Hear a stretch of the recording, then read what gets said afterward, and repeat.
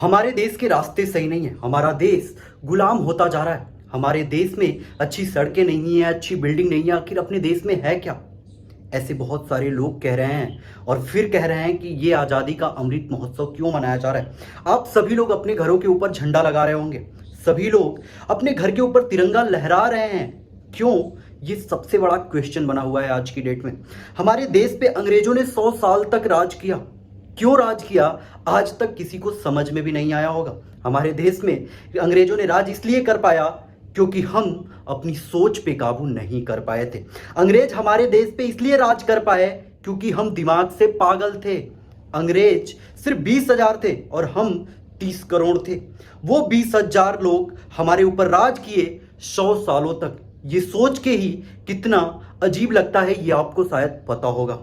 अंग्रेज हमारे देश पे राज तो करने लगे, हमने उन्हें भगाने के लिए अपने बुद्धि का नहीं बल्कि बल का उपयोग किया, इसीलिए इतना वक्त लगा। लेकिन आज का भारत बदल चुका है। आज हम बुद्धि से काम लेते हैं, बल से नहीं।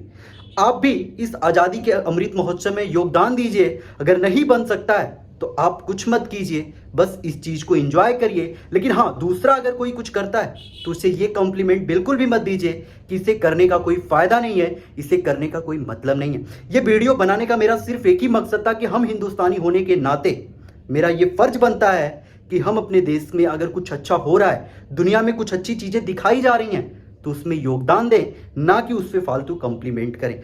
आप अगर मेरे बातों से सहमत हैं तो आप भी सिर्फ और सिर्फ अपने देश की इस आज़ादी महोत्सव में योगदान दीजिए। फालतू बातों पे कोई ध्यान मत दीजिए। राजनीति और राजनीति से ऊपर उठ के आप एक हिंदुस्तानी होने के नाते अपने आप से प्यार करिए, अपने देश से प्यार करिए। किसी नेता के कहने पे मत जाइए। यार, तिरंगा लहराना किसी के कहने पे करोगे आप तिरंगा अगर लहरा रहे हो तो ये मोदी जी ने नहीं कही है, ये आप खुद सोच के देखो कि क्या तिरंगा लहराना आपको उचित है कि नहीं है।